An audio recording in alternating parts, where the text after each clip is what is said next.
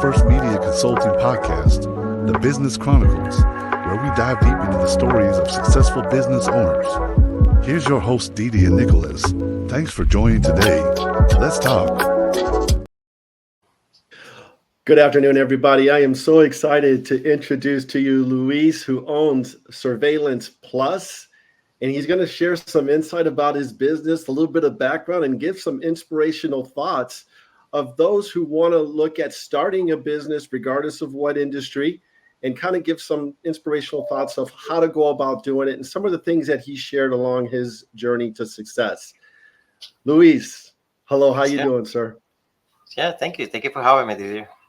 Oh, you're very, very welcome. So let's go right into it. Tell our listeners a little bit about your background, if you don't mind.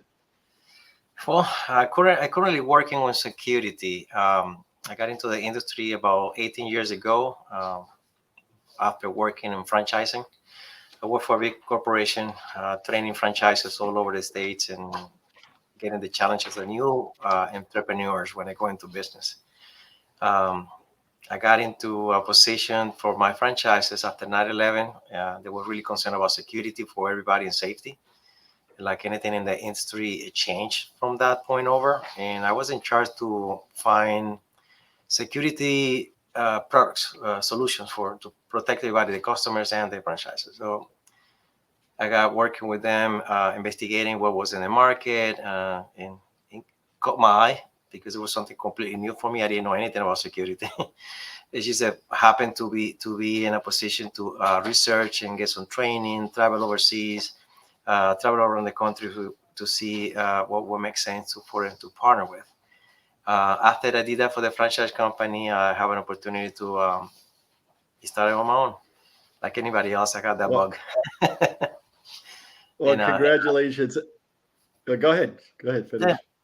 So when I got the bug, I tried to do it on my own. And in one of my travelings and getting trade shows, I came across with somebody that was in the industry longer than me, and he came out to be my mentor. And eventually we partnered in this company and we started Surveillance Plus. Well, congratulations, man. I know the industry itself, and I'll let you share a little bit about your business here in a second. But I know you guys, after looking at what you do from video surveillance to site Sentinel, what is it, Sentinel systems? Sentinel. Yes, Sentinel. Okay. And then access control and a lot of things that, security cameras and all that. So I'll let you go ahead and talk a little bit about that. Well, when you're thinking about security, it's a lot of products and factors, especially in electronics. The first thing that comes to mind, people, is alarm systems, which is a technology that has been developed about 50, 80 years ago, and everybody jumped into that wagon. That was the way to do it. We're coming from an era, and we all came from analog to digital, so a lot of things changed. Video was one of the things that they came out to be more prevalent compared to the traditional alarm sensors and motion. Now you only know this motion. Now you can see and analyze what's happening. So video is becoming to be one of the main ways to protect in the leader, kind of like a point in the arrow on the security factors. Video actually have a big transition from analog to digital. Back in the day, we used to have a monitor with a camera connected to it. Really expensive because you had to use lenses to kind of zoom in into things and see details because the resolution wasn't there. So you had to rely on the lenses. Mm-hmm. Really expensive for most companies because you had to buy a lot of equipment that was expensive. They couldn't afford it. Now that we went to digital, now we're using resolution. Now we're using the little dots. So the more resolution that you have in the camera, you can now zoom in, digital zoom, and get details that you couldn't do before. So it lowered the price and the cost for equipment, and overall allow more people to be able to use that technology now more commonly. It started in commercial. Now residential is becoming the next thing. So now everybody wants to put a camera in the house, even just as a doorbell communicator, used to get a view and communication using the cell phone that now everybody carries.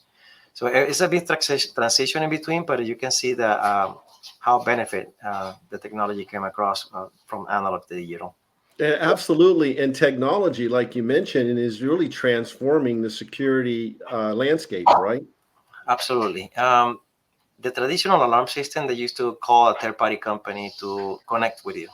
Back in the day, we didn't have cell phones. So you have to call you, verify there's nobody there, and there was a timeline that you lose when something do happen. Now having technology to contact you in real time to your phone directly, and so you don't have to rely on third parties. Not only is more efficient, it's actually less costly because you don't have to pay another company to do it. You can do it on your own. As long as you have internet service, we can pretty much send the notifications in real time to a person, and you can make decisions on the fly, making even law enforcement even more effective because they now they know exactly what you're dealing with.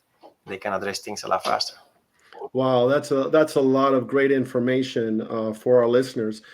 So, Luis, what inspired you to start your business? Briefly, what inspired you? I started with franchising. I mean, my background was marketing and training, so I was training people in business. I seen everybody struggle into business. That's what they buy. They go into franchising. But when you try to do it on your own, you think you kind of have the formula, which is not the case. I had learned really quick that I had to go back to my roots. So I went back to the UCF incubator program, learn how to do the legal part of the business, which is really important to do before you start anything. And then you starting to jump into what you know. But you also have to keep in mind that it's not only what you know. You might know the trade, but you need to know how to run a business, which is the part that a lot of people lack into. You're really good painter. You can bake. You can do things. But if you don't know how to run a business or market it or move it forward, that's the part that most people are missing. And there are so many ingredients, right? Of course. To starting a business, to running a business, to developing teamworks, and just really bringing everybody together for the same purpose for your business to help that end user, which is your customer. Correct. So, what is the secret to your success? What makes you so successful? The secret is not to be working with your ego that you don't know at all. Mm-hmm. It's just basically relying into people that doing the things better than you do or they have experience. So it's thinking about legal, I go to an attorney. Accounting, go to an accounting expert. Marketing, go to a marketing expert. You cannot do everything yourself and thinking you want to do well, because there are people that actually been in your shoes before, that they make mistakes and learn. So why going through the same steps when you can avoid those things? So I just basically rely on a group of people that can support your business, have a really good core of advisors And values. that can value and put the company at a different level and a lot faster than you try to do it on your own. So, what are some of the trends? Every industry has trends that are really taking off. And is there anything in your industry? Education. Education. You have to keep yourself with the trends. If you learn something, you think you're doing well, try to do what people do better. What's going on in the industry, what change, what legal part of change, or is it a new tools, anything that you have to do to improve what you're doing. So you always have to educate and continue educate yourself to get better. And that's well stated. What about some of the challenges? Every business faces challenges. The keeping up with technology and try to do the best you can. Don't lower yourself in services and pricing just to compete. As long as you do the right equipment, back up your support, you're reliable, and you educate the customer what they're buying, there is no problem with pricing. People don't like to spend the money in something they're going to throw away tomorrow. So, but if you educate them well, that might do it. Don't do it today, but they might save the money to do it right.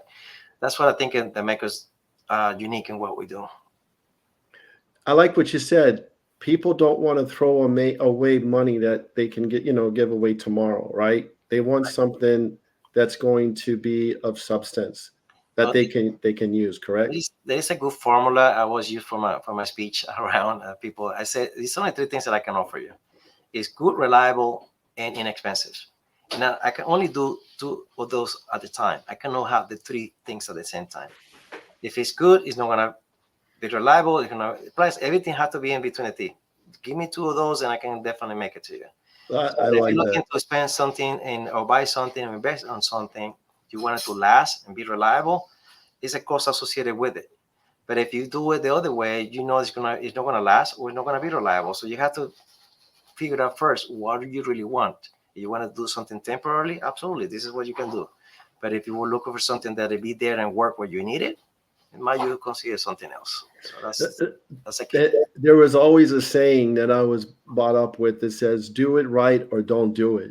Don't do it, But if you try to do it on your own inexpensive way, you're going to end up redoing that so many times. And when you're adding everything that you do and the time and aggravation, you probably spend a lot more than you would really wish to spend in the beginning. So once you understand it, people make the right decisions. That's how I see it.